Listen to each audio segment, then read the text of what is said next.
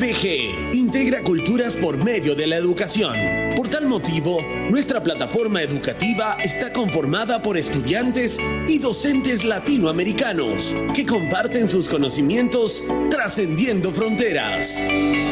Si ya eres nuestro alumno, es importante que conozcas cómo utilizar la plataforma educativa. Primero, debes ingresar al sitio web www.evg.es. Segundo, en el menú principal debes ingresar a Área de Alumnos. Tercero, ingresa tu correo y contraseña con el cual te registraste en el curso.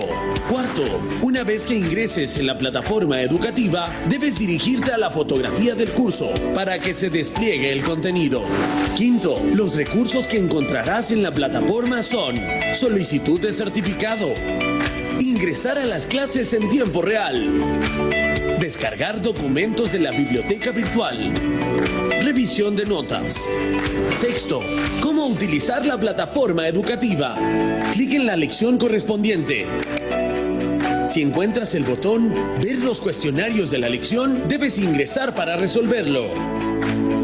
Llenar los campos correspondientes a continuación. Seleccionar la opción Completar el cuestionario. Tienes el botón de Contactar con el profesor. Education Business Group. Una nueva forma de pensar.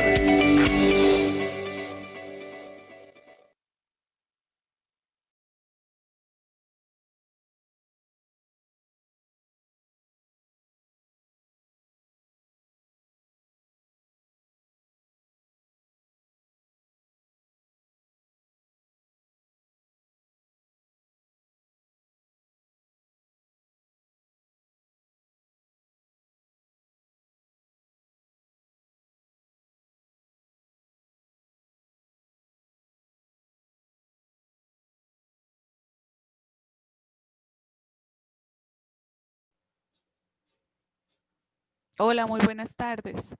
Antes de comenzar, quería confirmar cómo se el día de hoy. Si me pudieran compartir ahí en el chat cómo me escucha. Si se escuchara como que se pega entre trabado, sería por conexión del internet quizá de la zona de ustedes.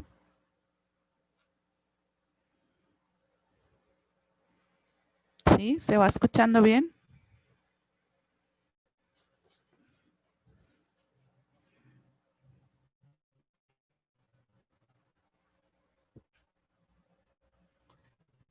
Bueno, algunos se escuchan bien, otros se escuchan entrecortado. Eso debe de ser por la señal de internet de cada uno de ustedes. Pero quería confirmar el audio. Tengo que tener hoy el micrófono un poquito más cerca porque como que no da el alcance. Quería recordarles entonces que el Education Business Group es una corporación estadounidense que ofrece cursos de capacitación a profesionales por medio de una plataforma de e-learning a nivel latinoamericano. Cuenta con certificados, si bien algunos cursos son gratuitos, tienen la opción de sacar un certificado internacional de participación. Estos son emitidos desde Estados Unidos por el grupo EVG y tienen un código de verificación para que todo esté en regla, ¿verdad? Como decimos. Para obtener el certificado de participación debes obtener una calificación igual o mayor a 5 de 10, que es lo que vale el curso. Para solicitar este certificado tienes que llenar los cuestionarios y sacar un mínimo o igual a 5 de 10. Estos certificados se van a extender 72 horas laborales después de haber hecho la solicitud. Ya ustedes van a tener su certificado digital y esto tiene un valor de $10. El grupo EVG permite el desarrollo de cursos para una constante actualización en temas profesionales. Se encuentra en constante oferta con cursos que sean prácticos, con herramientas aplicables a su profesión, permite integrar conocimientos profesionales de América Latina y así compartir experiencias que nos van a brindar definitivamente una nueva forma de pensar entre todas las diferentes conocimientos culturales que vamos adquiriendo. El grupo EBG frente a la pandemia ha considerado importante realizar este curso gratuito para su preparación con la finalidad de contribuir a la salud mental y profesional que nos está afectando a todos independientemente del país en que nos encontremos. El grupo Education Business Group, entonces integramos culturas a través de la educación. Voy a compartirles la pantalla por acá. Creo que sí.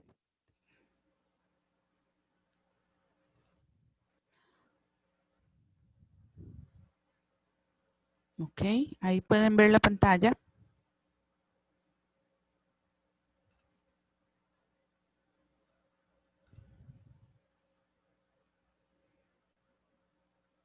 Al final voy a estar viendo el chat con sus comentarios y consultas.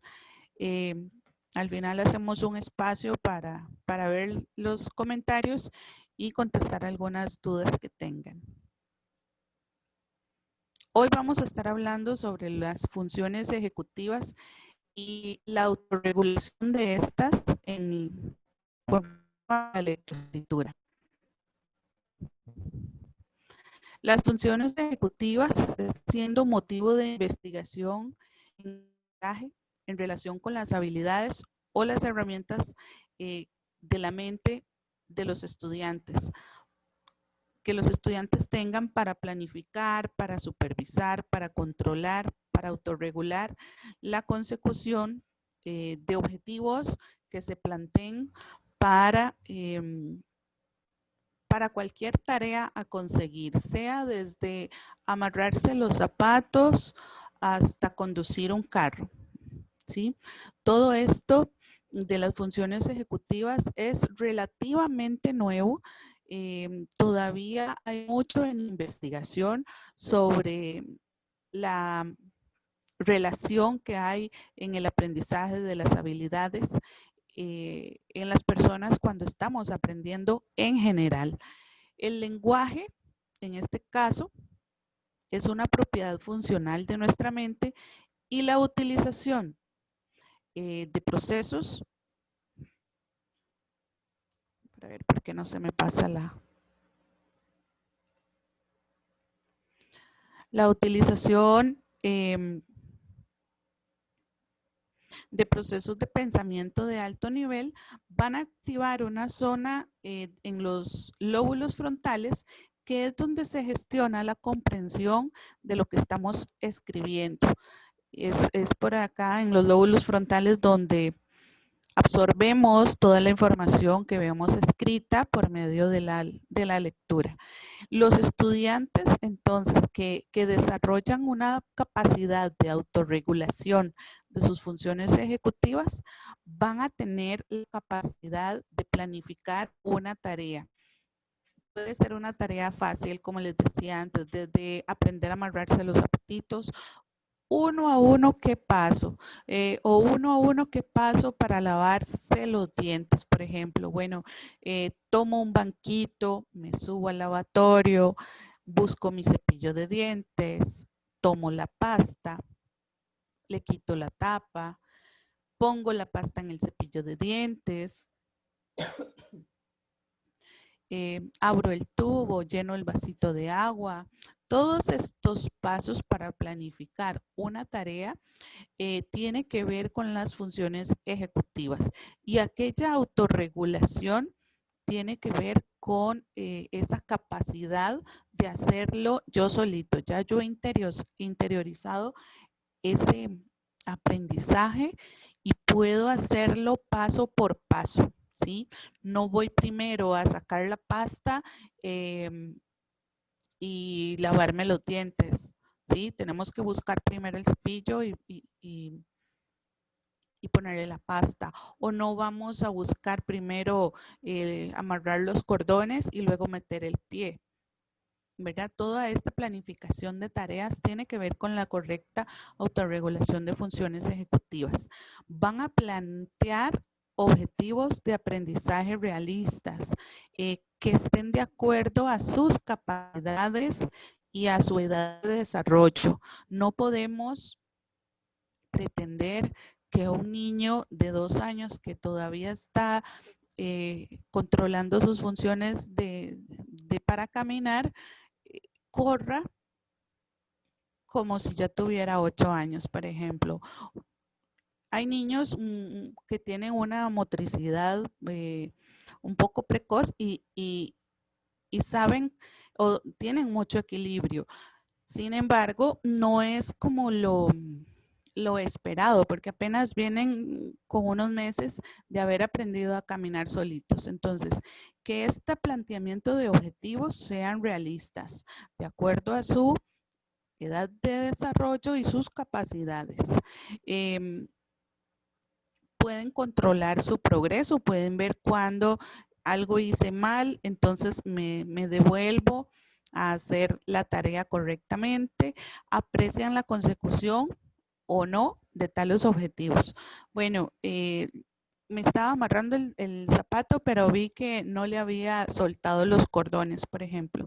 Entonces me devuelvo, zafo mi piecito, suelto los cordones y ahora sí meto el pie y ya puedo amarrar los cordones. Esto es apreciar los objetivos, la consecución, si lo estamos haciendo bien o no.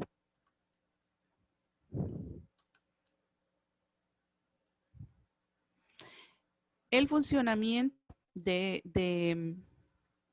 inteligencia ejecutiva se va a desarrollar en las personas que leen. Cuando ya aprendemos a leer, se va a despertar en nosotros una inteligencia ejecutiva que se le llama, y esto corresponde a la conciencia de los propios recursos cognitivos. Yo puedo estar consciente que esta palabra me cuesta leerla. Yo puedo estar consciente que me pierdo de renglón cuando estoy leyendo, ¿sí? Puedo estar consciente de que esta lectura me gusta o no me gusta.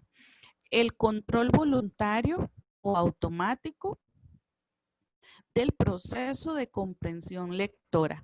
Esto corresponde a ir leyendo e ir comprendiendo de una manera automática lo que yo estoy leyendo, ¿sí? Por más que me cueste, porque estoy aprendiendo a leer, yo puedo ir comprendiendo lo poquito que he leído.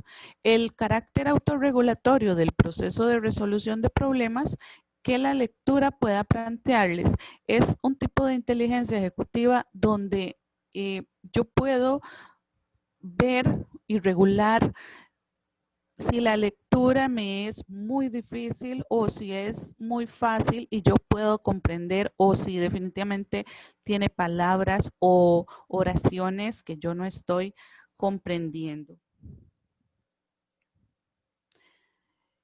Los estudiantes necesitan que sus docentes les muestren y modelen aquellos recursos de pensamientos, estrategias para aprender a planificar, a controlar, autorregular las tareas de comprensión lectora. Es importante que estos recursos sean enseñados, que el profesor les ponga ejemplos, que practiquen continuamente en el aula o que practiquen continuamente en consulta cuando tenemos niños ya en nuestro consultorio. Es importante enseñarles todos estos recursos de pensamiento para aprender ejercicios para planificar, para controlar, para autorregular tareas de comprensión lectora, e inclusive muchas veces es necesario irnos un poquito más atrás en ejercicios de funciones ejecutivas, ejercicios de planteamientos de problemas, por ejemplo, un objetivo, vamos a hacernos un jugo de naranja. ¿Qué necesitamos? Paso a paso, de 0 hasta ya tener el jugo. Todos estos ejercicios de planificación donde vamos a tener una función ejecutiva van a ayudarnos a planificar, a saber controlar y autorregular todas las tareas que nos propongamos hacer. Esto sirve en la lectoescritura en el sentido de que ya yo he aprendido, si ya yo he tenido un aprendizaje y una autorregulación en las funciones ejecutivas de manera correcta, se nos va a hacer más fácil el interiorizar los pasos para un nuevo aprendizaje como es la lectura y la escritura.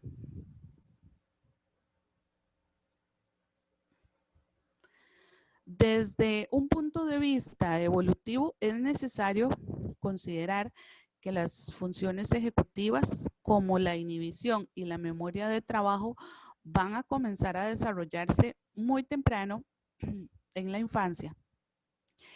Muchísimo antes de aprender a leer. Esto es lo que les venía diciendo, el aprendizaje que ya los niños tienen en casa, aprender a comer, aprender a vestirse, a atar los cordones. Todo esto es un proceso evolutivo que va a ir de manera escalonada desarrollando esas habilidades, esas funciones ejecutivas. Mientras que la flexibilidad cognitiva, esa flexibilidad de pensamiento, de ver que quizá no estoy cumpliendo con un objetivo y puedo tener otra idea para llegar al objetivo que yo quiero, la planificación son más tardías en adquirir. Cuando a un niño se le está enseñando a abrir un vaso, abrir un vasito para echar sus juguetes o una caja y no puede, se frustran porque piensan que solamente hay un camino para abrir aquella caja o aquel frasco, cuando pueden haber otras posibilidades. A esto se refiere con la flexibilidad cognitiva y la planificación. Bueno, si yo no lo puedo abrir, puedo quizá pedir ayuda o puedo intentar abrirlo con otro medio. Todo esto es un poquitito más tardío el aprendizaje, pero sí se logra aprender en su totalidad, inclusive hasta la adolescencia. Es un proceso que va en evolución de una manera paulatina en cosas muy pequeñas que no, que quizá no podamos darle ese seguimiento inmediato o ese diagnóstico inmediato, porque todo es un aprendizaje desde que nacemos hasta la adolescencia, inclusive todavía estamos en un periodo de aprendizaje. El aprendizaje de estas conductas de pensamiento exige diseño de procesos de instrucción que completen el objetivo final. ¿Qué yo necesito para llegar al objetivo final? Una instrucción de principio a fin. Ya todo eso se va a ir integrando, todos esos conocimientos del nuevo aprendizaje se van a ir integrando paso a paso y ya yo lo voy a ir a modelar, a ir a copiar por mi cuenta más adelante. Los estudiantes, entonces, es importante el acompañamiento con ellos de todos estos recursos, estrategias, donde les podemos decir, bueno, no lo pudiste resolver así, ¿qué otra manera consideras que se puede resolver? No intentemos solucionarle todo a nuestros niños, porque es un aprendizaje de ellos que les va a servir a nivel funciones ejecutivas en buscar más respuestas a una determinada situación. Para esto, para la comprensión lectora, ocupamos una planificación.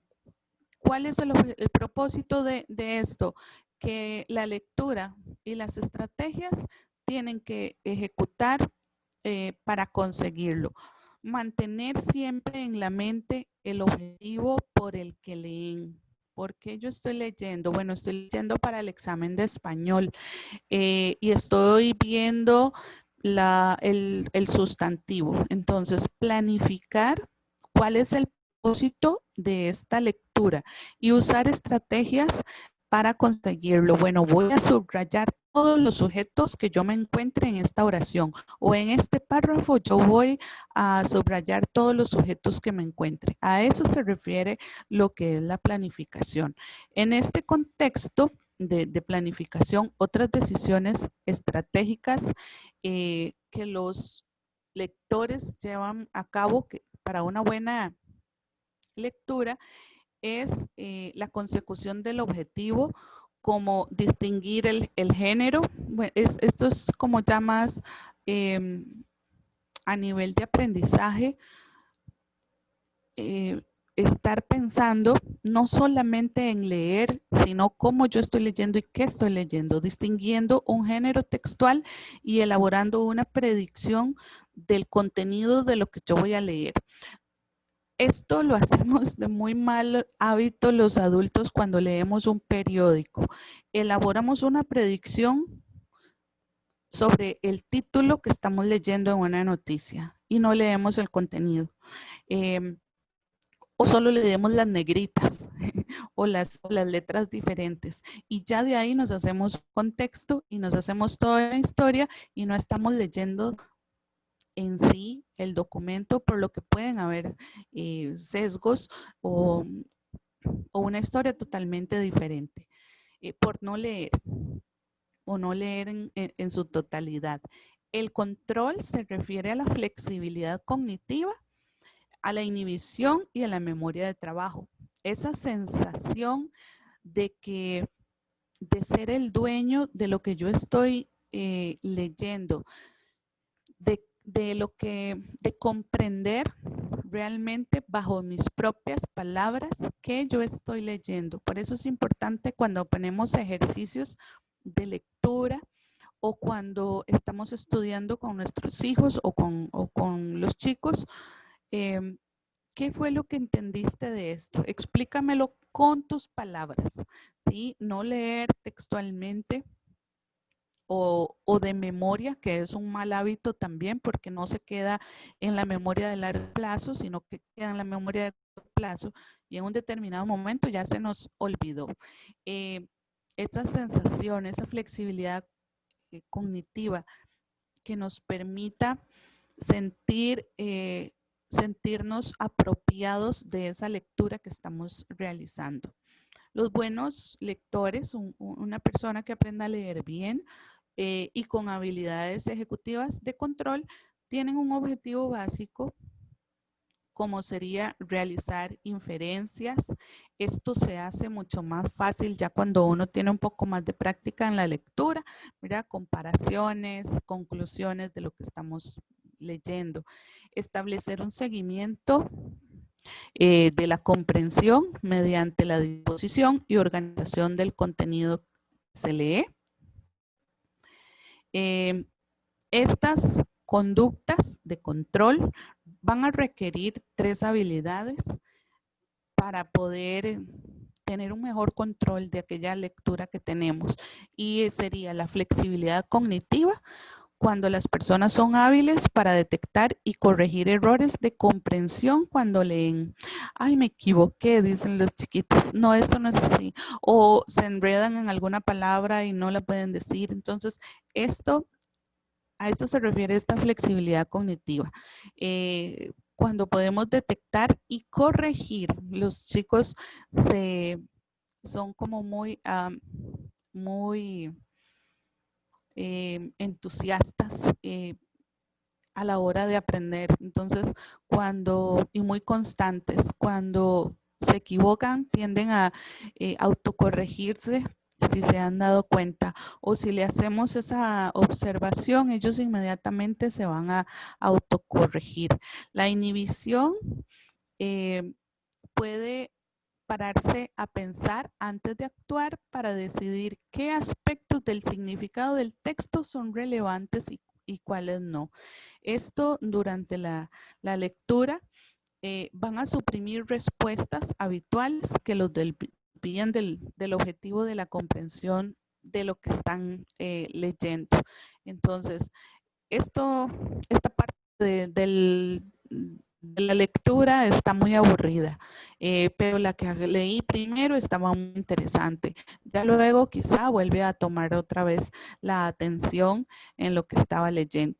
La memoria de corto plazo, acá sirve mantener y procesar la información que leemos durante periodos cortos de tiempo. Esto los estudiantes lo usan mucho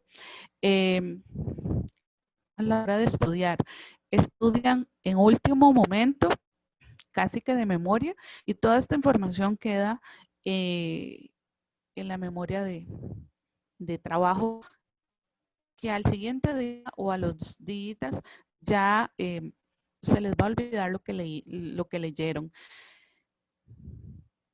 ¿Qué permite entonces la memoria de trabajo? Dice, permite generar inferencias estableciendo relaciones entre ideas y conectándolos con los conocimientos previos. Esto nos sirve mucho en los ejercicios del aula para que vaya quedando un poquito más fija en lo que es la memoria a largo plazo. Las personas que leen por gusto son reflexivos y tratan de mantener la información importante del texto que se lee en su memoria de trabajo. Incluso alguna que no está en el texto y así sus conocimientos previos.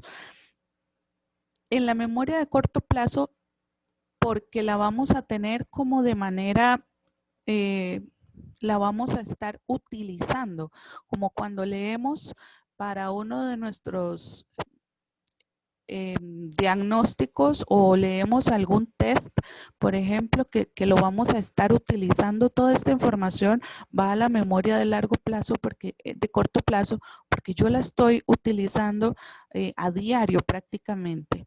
Activar y estimular esta función ejecutiva permite a los estudiantes construir una representación de base textual coherente y un modelo de situación del significado del texto.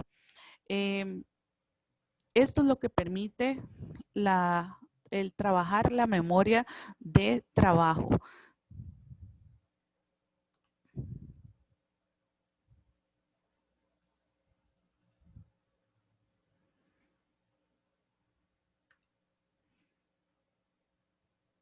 Vamos a ver entonces varias estrategias para la comprensión lectora.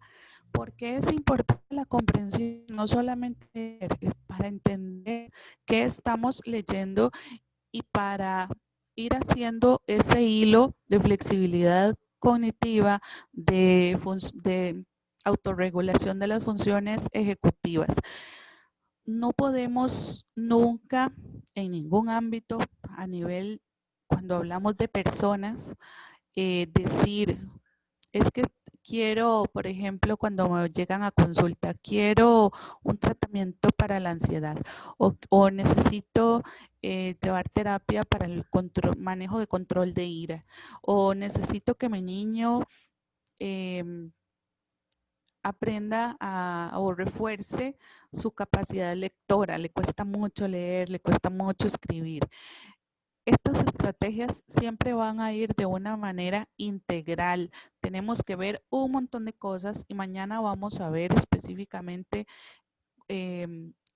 como más puntuales recursos que nos van a servir, pero es muy a nivel integral. No podemos ir puntualmente al área lectora, porque eso sería como repita como hacían en el siglo XVIII, ¿verdad? Usted escriba, apréndase de memoria este símbolo que significa tal cosa cuando está unido a la sílaba y así. Tenemos que verlo de una manera integral. ¿Qué le está afectando a ese niño? ¿Qué motivación tiene? ¿Qué problemas a nivel inclusive neuronales podría estar teniendo para no encontrar una fácil comprensión del aprendizaje. Entonces, vamos en la parte lectora a detener la lectura. Vamos a releer, a avanzar o leer en voz alta para hacer un seguimiento de si están o no comprendiendo. Y esto es más que todo al principio, cuando estamos aprendiendo vocabulario, cuando estamos viendo nuevas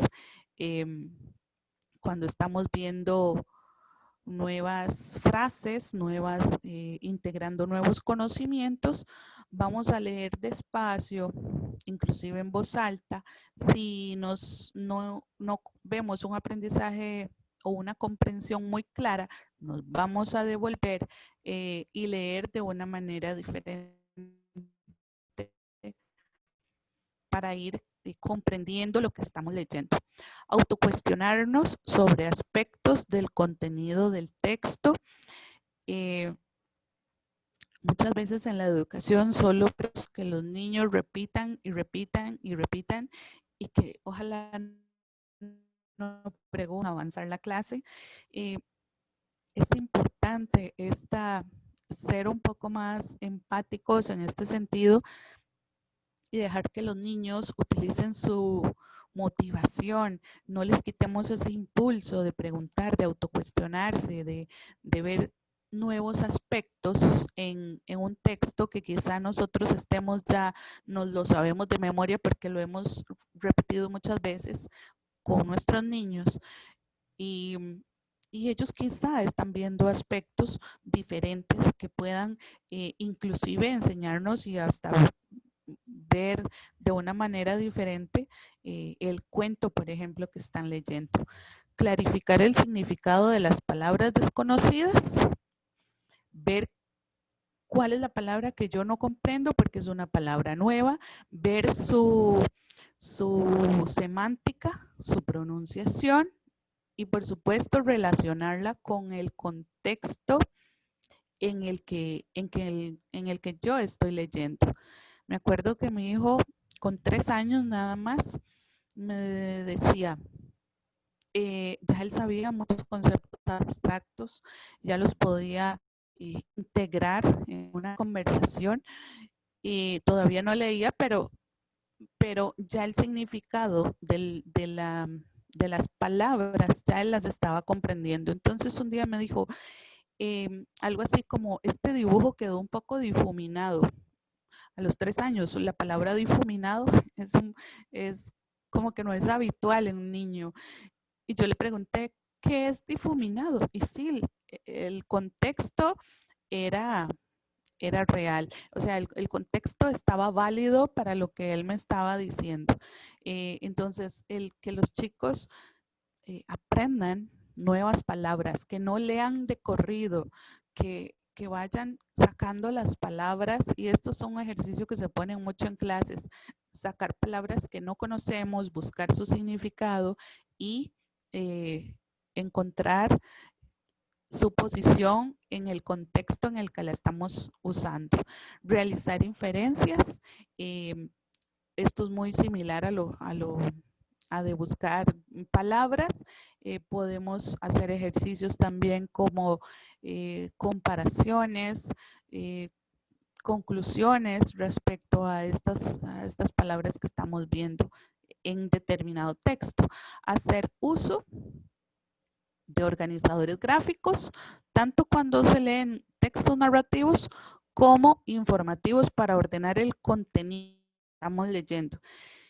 Esto, mientras más pronto se aprenda, es mucho mejor para cuando ya ellos sepan leer bien y tengan que estudiar, puedan hacer, por ejemplo, mapas mentales, hacer resúmenes, hacer tablas comparativas para que se vaya haciendo mucho más fácil la comprensión de lo que estamos leyendo. Las conductas no son conductas voluntarias sobre las que los estudiantes ganan un control progresivo. Y esto es en cualquier aprendizaje.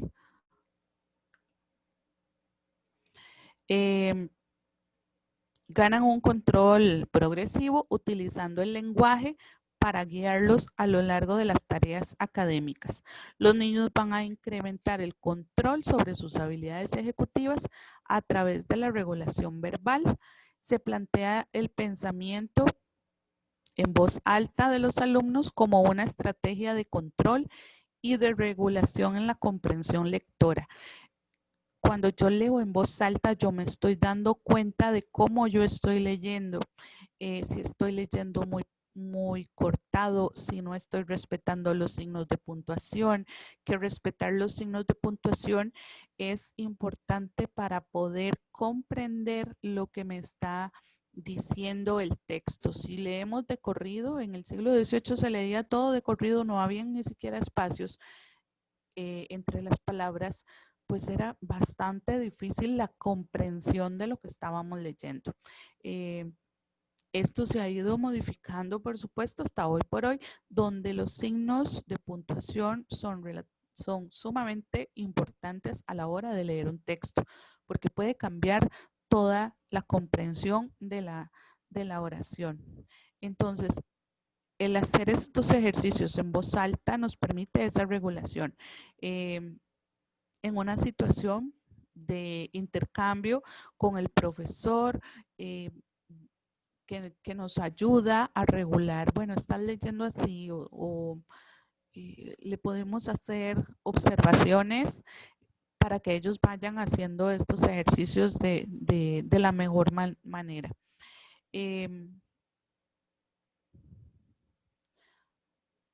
Para que se realice este proceso, entonces, es necesario que haya una maduración de las bases neurofuncionales de la visión y la audición.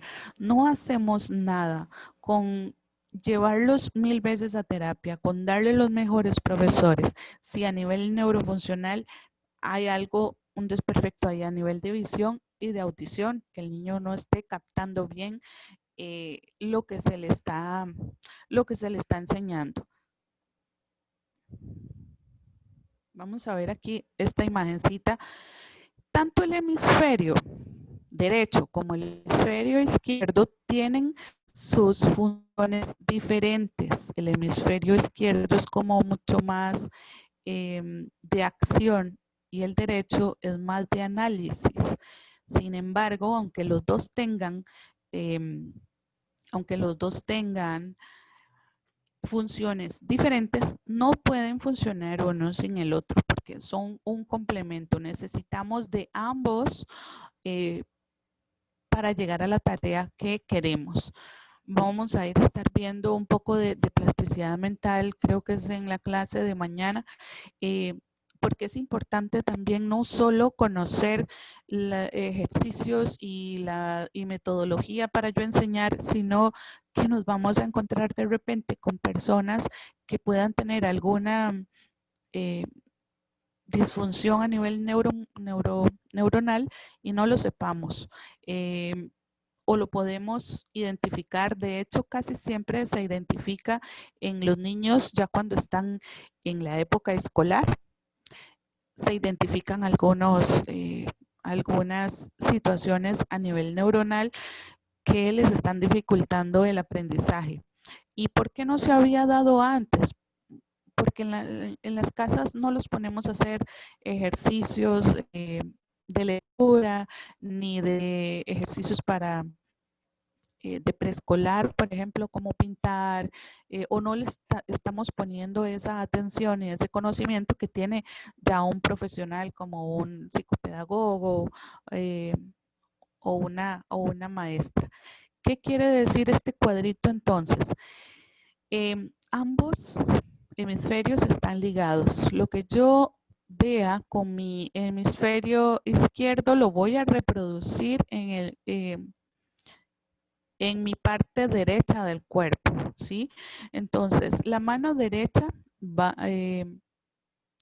con la mano derecha o el hemisferio derecho es la capacidad táctil, el análisis táctil lo vamos a sentir mejor con el hemisferio derecho. El hemisferio derecho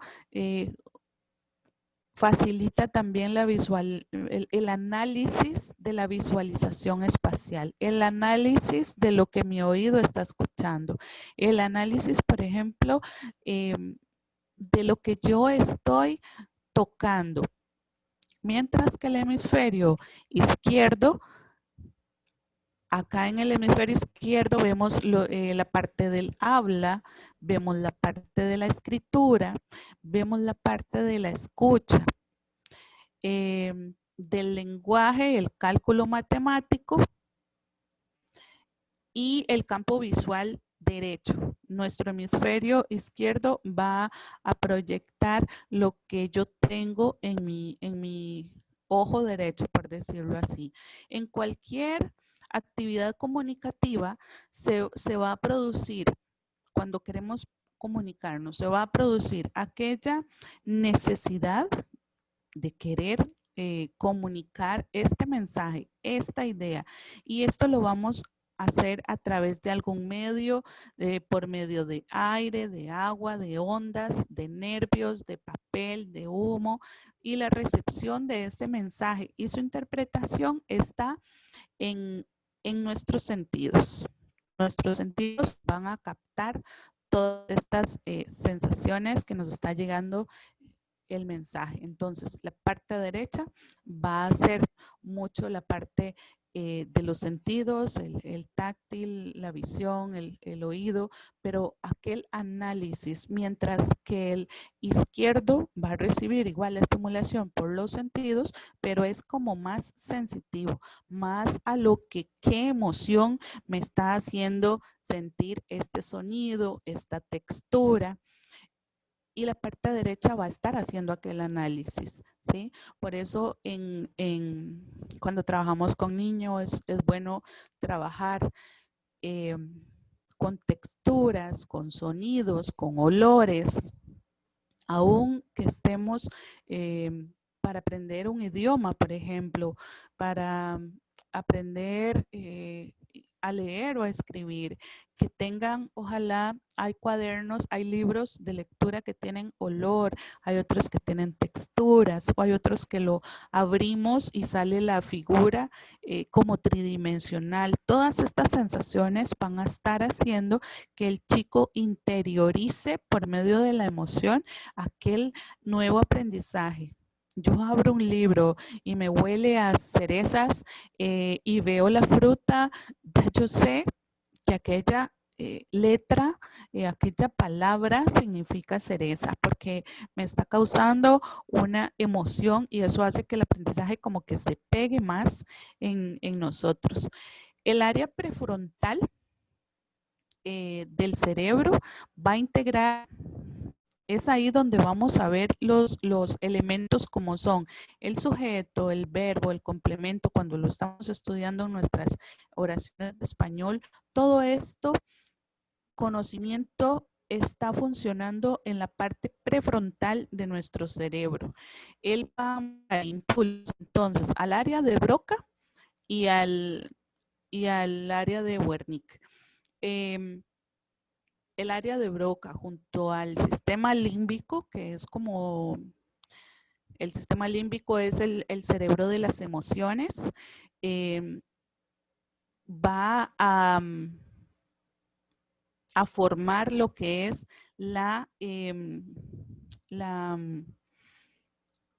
el significado auditivo de las palabras, ¿sí? Todo lo que a mí me estén diciendo pasa por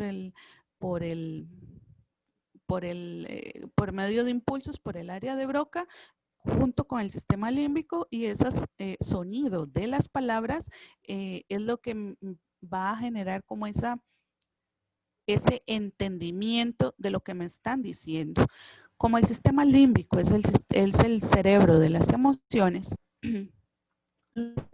el tono de voz con el que digamos algo a un niño, eso va a quedar muy significativo en el aprendizaje de ellos. Por eso es que cuando leemos tendemos a hacer énfasis en palabras,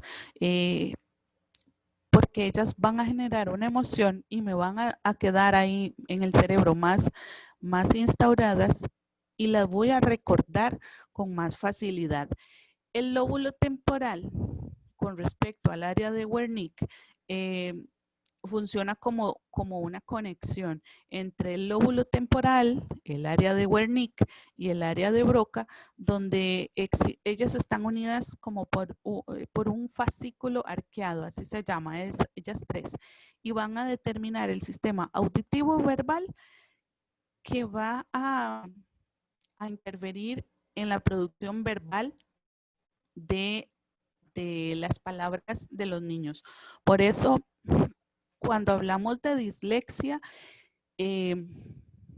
esta no se cura. La podemos ayudar un montón a los chicos con ejercicios de estimulación y con áreas de autorregulación en las funciones ejecutivas, más no se quita porque es un desperfecto, por decirlo así, a nivel neuronal en el área de Broca y de Wernicke, donde ellos se les dificulta el aprendizaje, más no es que se les limite la inteligencia o que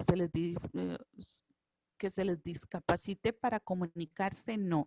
Se les dificulta el lenguaje, pero el aprendizaje, pero son niños totalmente inteligentes, normales y muchas veces mucho más inteligentes. Nada más que a nivel neuronal no hay ahí una buena conexión, no hay un buen funcionamiento, por lo que es algo que no tiene, no puede ser revertido, ¿sí? Es algo que van a estar ellos con esta condición de por vida, pero sí podemos ayudarles mucho en lo que son sus funciones ejecutivas para comunicarse.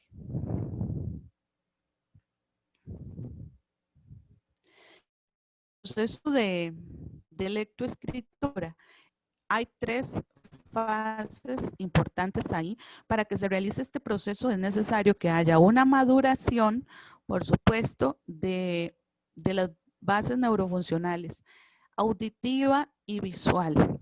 Y esto se va logrando con la maduración, por supuesto, de los años. Por ahí al principio de clase nos habían preguntado que cuál era la edad óptima para aprender a leer. Pues más o menos después de los 5, que ya esta fase visual y auditiva está un poquito más madura. Este aprendizaje implica la asociación de neuronas, además de la integración cerebral para procesar la información que llega de los fonemas y los grafemas percibidos en la vista y el oído. Nosotros vamos a poder integrar lo que yo escucho y lo que yo veo, le podemos dar aquel significado del mensaje, ¿sí? La lectura no se basa simplemente en asociar letras, sonidos y palabras. Esto va más allá, pues en realidad es una forma de aprender a decodificar utilizando procesos de recibir, reconocer, interpretar símbolos, crear asociaciones visoespaciales, audiovisuales y visomotoras de manera simultánea. Todo esto pasa en nuestro hermoso cerebro. No lo vemos, pero son un montón de engranajes ahí a nivel neuronal que están trabajando en este proceso de lectoescritura, lo que es vista, oído, para tener todo aquel significado. Y después, cuando es para hablar, pues la faringe, la laringe y todo esto. Y eso se encarga nuestro cerebro. Los 2 hemisferios cerebrales son partícipes en este proceso.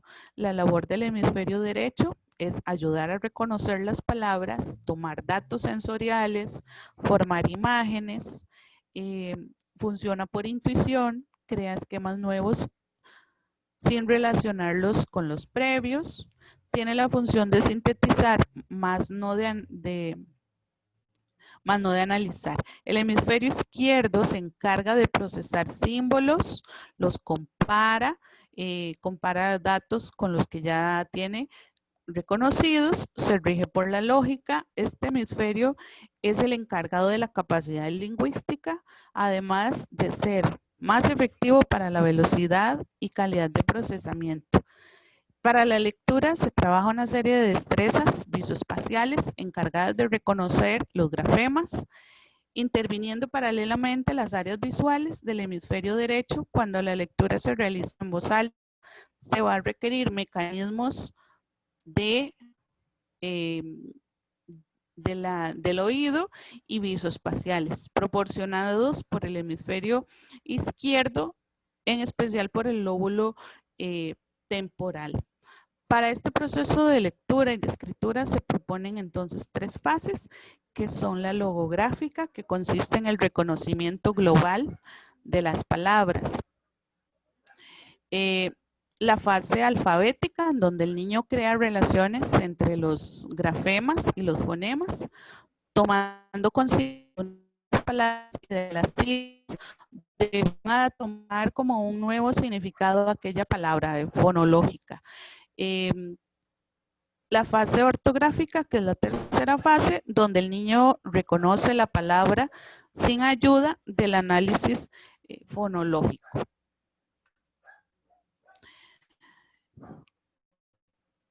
Con respecto a las habilidades de escritura, el escribir es un medio por el cual el niño va a transmitir sus ideas. Para algunas personas se les hace más fácil escribir que hablar. ¿Les ha pasado que a veces en consulta ponemos a las personas a hacer una carta de despedida, a escribir cosas que queremos decirle a alguien y no podemos, a escribir nuestros objetivos de vida, a escribir metas, porque el escribir vamos a plasmar ahí ideas donde quizá por medio del habla no nos salen las palabras o no sabemos el modo de hacerlo. Sin embargo, antes de esto, de escribir, los niños han iniciado un proceso de comunicación a través del garabateo, ligado al desarrollo de las praxias manuales que desarrollan en el transcurso de su evolución. Lo de las praxias manuales son cuando los ponemos a hacer bolitas, cuando los ponemos a hacer bodoquitos o a pintar, o hacer movimientos con las manos. De esta forma van a iniciar un proceso de independencia y de segmentación de su cuerpo, así como el control de la motricidad fina necesarios para los trazos posteriores que sean fluidos y seguros. Para esto también tenemos los ejercicios de cuadernos de caligrafía para que ellos vayan soltando aquella manita en lo que son los trazos de la escritura. El niño poco a poco va a ir fortaleciendo esta evolución, puede dibujar gráficos, utiliza el dibujo como juego, perfecciona el dibujo de la gráfica humana, hasta llegar al manejo de la perspectiva. Estrategias para estimular el lenguaje expresivo y comprensivo. El lenguaje es concebido como un elemento fundamental de la comunicación, con 2 vertientes que van a ser la expresiva y la comprensiva. La expresiva se representa a través del habla y la escritura, acompañado de muchas veces del lenguaje gestual, mientras que la comprensiva se enfoca en escuchar y en leer. Hablar y escribir son de los más frecuentes del lenguaje, componentes fundamentales para el aprendizaje durante el colegio. He escuchado una nueva tendencia y espero verla pronto en las aulas, y es aprender el lenguaje en señas para no estar nosotros excluidos o no excluir tampoco a nadie, y que los chicos aprendan una nueva manera de integrar la manera de comunicación. Tenemos el lenguaje por gráficos, por jeroglíficos, por dibujos, hasta ir evolucionando, y ahora se presenta esta oportunidad de incluir en muchos sistemas escolares el lenguaje en señas para toda la población por igual, sin excepción. Habilidades necesarias para la escritura, por ejemplo, a los 8 meses se encuentra el garabateo. se trata solo de un juego motor de movimientos amplios de acuerdo a la preferencia. No estamos hablando a los 8 meses de garabateo en un cuadernito con papel y lápiz, sino de los movimientos, las praxias que los chicos tienen con sus manitas, el manejo del chupón, del chilindrín, de sus juguetes, si uno les da un cepillito de dientes, si lo pueden ya poner en su boca, si le das un cepillo de cabello, ellos se lo llevan a la cabeza o todavía les cuesta ese movimiento de mano-cabeza, mano-pies, esos jueguitos que podemos hacer con los chicos de canciones, dónde están las orejitas, dónde está la nariz para ver la lengüita, etcétera. A los 20 meses aparecen garabateos innominados caracterizados porque se empieza a dar una independencia poco a poco y da paso a movimientos circulares. A los 2 años, entre los 2 y 2 y medio, se inicia un mayor control de la muñeca, de la pinza, de este movimiento de agarrar con los deditos a modo de pinza. Sigue los movimientos de la mano con la mirada, llamados garabatos dentados.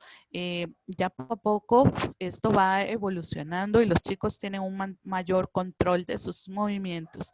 A los 4 años aparece el garabateo denominativo, que este va a estar caracterizado por el que el niño planifica, anuncia lo que quiere dibujar. Ya aquí los chiquitos ya dibujan un poquito más, aunque sean solo garabatitos, pero tienen la noción, por ejemplo, de decir, bueno, voy a hacer una flor y dibujan algo similar a una flor.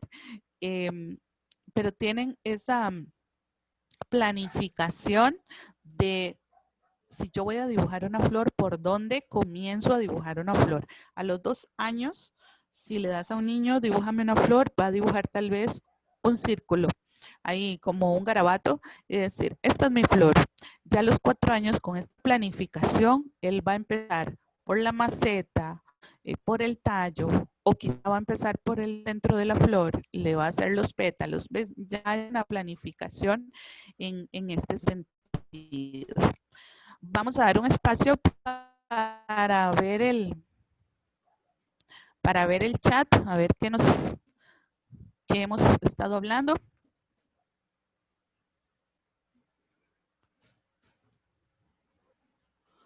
Voy a estar leyendo los comentarios acá para ver sus dudas o comentarios.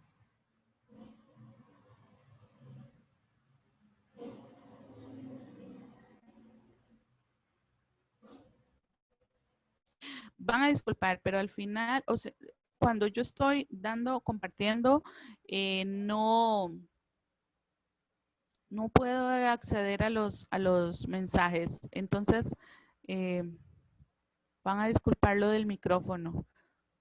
Ayer era que lo tenía muy lejos, hoy me lo puse un poco más cerca y tampoco.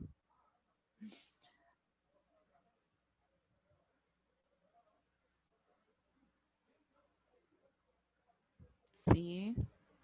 Hacer mapas conceptuales de lectura con los chicos ayuda un montón y les va dando estrategias para estudiar más fácil a futuro.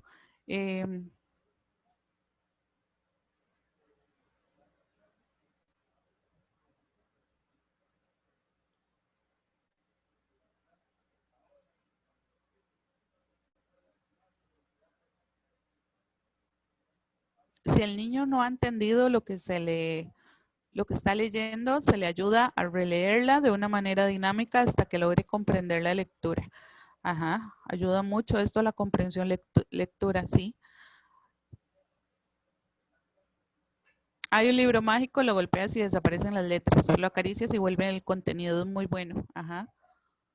Este tipo de libros, este tipo de aprendizajes es súper bien porque le estamos estimulando el aprendizaje mediante una emoción y mediante el movimiento también.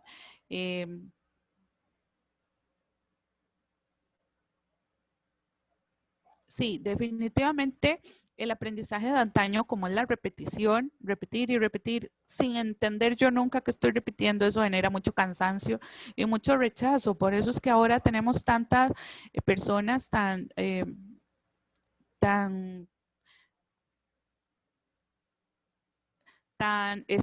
con tanta resistencia a la lectura. No nos gusta leer a muchas personas.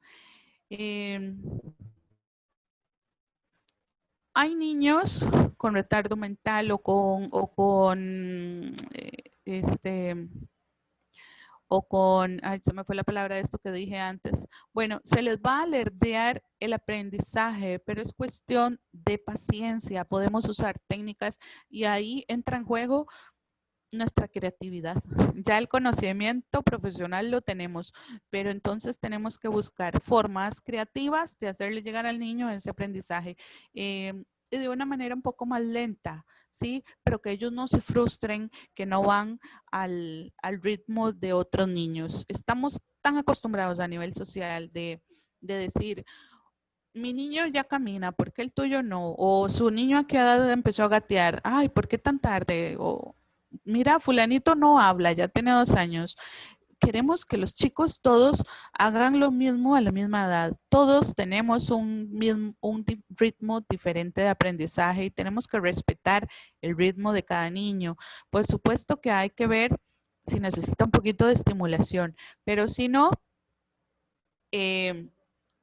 hay que respetar los ritmos y los tiempos de cada niño para que no generen ahí una frustración. La dislexia es lo que les quería decir antes, es un tipo de condición que va a generar que los chicos aprendan más lento, pero sí van a aprender. Sí, hay casos donde la repetición es la única opción, pues sí, pero pueden haber maneras diferentes, interesantes en una canción. ¿Cuántas veces no escuchamos la radio o se nos pega una canción y andamos con la bendita canción? Aunque no nos guste, terminamos aprendiéndola porque la repetimos todo el día. Hay que usar estrategias diferentes con los chicos y puede ser que una estrategia me sirviera un mes y ya el otro mes tengo que buscar otra porque no me sirvió. Así son ellos nos ponen retos bastante grandes a veces. Desde una perspectiva holística, integrando ejercicios lúdicos, pasivos, activos, con trabajo constante. Definitivamente desde una perspectiva holística integral no podemos ver las cosas tan puntuales como vamos a aprender a leer. Saquen su libro y repetimos todos A, B, C, ahí hasta el final. Tenemos que ver de una manera integral cómo ese chiquito vive en la casa, cómo ese chiquito vive el proceso escolar, su alimentación, su condición de nacimiento, si todo estuvo bien. ¿La falta de motricidad repercute en su escritura? Por supuesto que sí, pero hay ejercicios que podemos hacer para estimular el movimiento de las manitas. Los chicos de ahora están muy acostumbrados al teclado, al teléfono y ya nadie tiene papel y lápiz para escribir. Y la escritura definitivamente requiere un movimiento visoespacial, motriz, de pulso y un montón de cosas que podemos estimular con ejercicios, jugar con plasticina, hacer movimientos con los dedos. Hay un montón de cositas que podemos hacer, pero sí definitivamente va a repercutir en la escritura. Tengo una niña de 6 años que ha perdido su ojo derecho. ¿Qué me recomienda para motivarla a leer o estrategias a implementar teniendo en cuenta lo que nos mencionaste de los hemisferios? Si ella no tiene el ojito derecho, por medio de la plasticidad mental, que está en una edad todavía donde las neuronas no han terminado de hacer su red neuronal, ella va a ir aprendiendo nuevas estrategias y ese cerebrito se va a acomodar a la nueva condición que tiene física.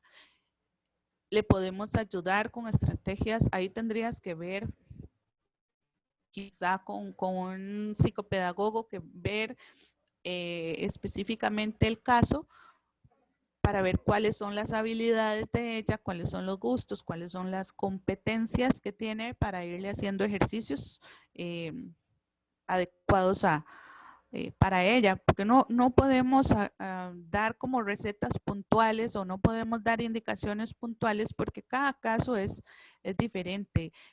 Hay que ver la motivación, hay que ver el apoyo, las competencias de esa niña.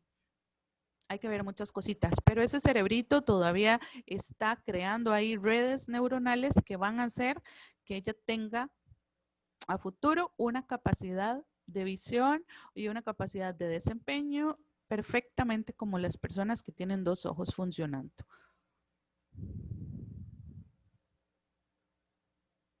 La lectura de voz alta no es recomendada, pero ahora es una técnica apropiada. No. Al principio, cuando estamos aprendiendo a leer, es para autorregularnos, para ver cómo yo voy leyendo, si voy leyendo continuo, fluido, si me estoy pegando, pero esto no dura mucho tiempo. Y cuando leímos que la lectura en voz alta no era apropiada, era porque se estaba usando por repetición.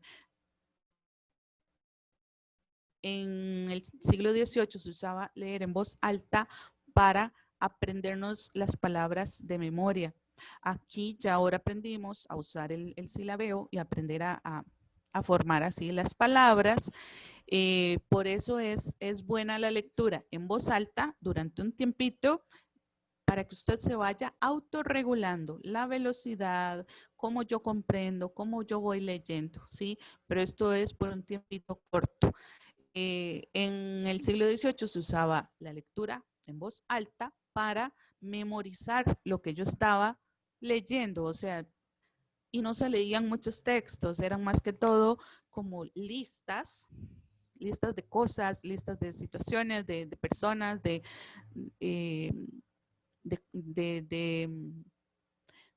números o cosas así. Y era prácticamente estarnos aprendiendo las cosas de memoria, oraciones también, porque antes la lectura estaba solo para los funcionarios religiosos y para los políticos. Entonces, todo lo que tenía, todos los documentos de lectura eran oraciones o listas de personas, listas de cosas. Por eso se usaba antes así, pero para memorizar.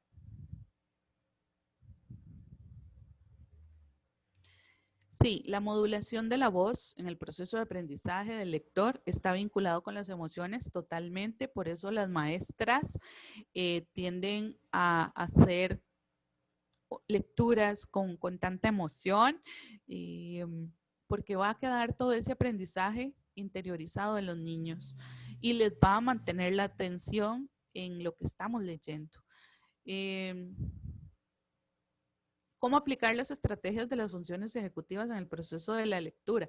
Eso lo hemos venido viendo, en realidad no son estrategias que uno diga que están difíciles, que es algo que yo necesito de una capacitación en tal estrategia.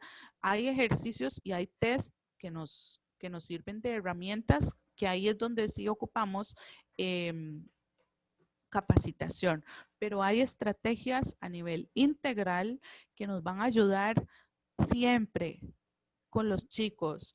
La motivación, ejercicios de motora fina, que los ejercicios se dan casi que por sí mismos cuando les enseñamos a atarse los cordones, a lavarse los dientes, a peinarse, a vestirse.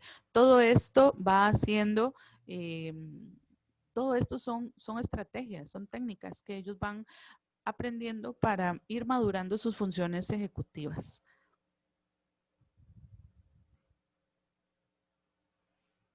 Que si a los 3 años, desde los 3 años los niños comienzan a enseñar, les empiezan a enseñar las vocales, asociación de palabras hasta los 5 años.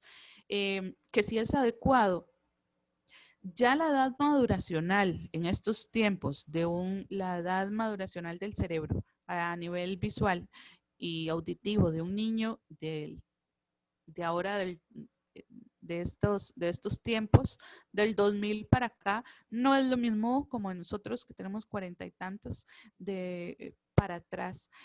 Ya ellos van un poquito más rápido. Sin embargo, el cerebro todavía, desde el hombre de las cavernas a hoy día, el cerebro no ha evolucionado mucho en ese sentido de estructura.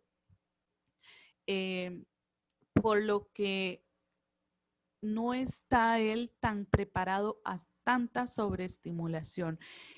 Y queremos, desde que los chiquitos están en el estómago, y yo fui una de esas mamás que estimulaba a mi hijo con canciones de Mozart desde que él estaba en el vientre. Entonces, desde que estamos embarazadas, queremos estimular a aquel bebé y cuando nace le tenemos un montón de juegos y juguetes lúdicos que en sí no es que sean malos, pero tenemos que ver que no estemos sobreestimulando a ese niño, porque el cerebro del ser humano todavía él no tiene tanta capacidad para tanta sobreestimulación, ¿sí? Cuando nosotros crecíamos no teníamos internet, no sabíamos las noticias que estaban pasando alrededor del mundo, salvo una semana después o en la noche, y ahora las cosas se ven en el momento, como en este momento, cuando habíamos tenido un salón de clase tan grande, ¿verdad? Y cruzando fronteras en tiempo real. La sobreestimulación hay que verla con cuidado. Hay que estimular a nuestros hijos, sí, pero hay que ver un poquito ahí con cuidado lo que es la sobreestimulación. Quería recordarles que el grupo EBG es una compañía estadounidense que brinda capacitaciones a profesionales. Su lema es integrar fronteras por medio de la educación. Tienen la opción de sacar un certificado que les va a respaldar el conocimiento que esta semana están adquiriendo por un costo de $10. Esto sería la clase de hoy. Muchísimas gracias y que pasen una bonita noche.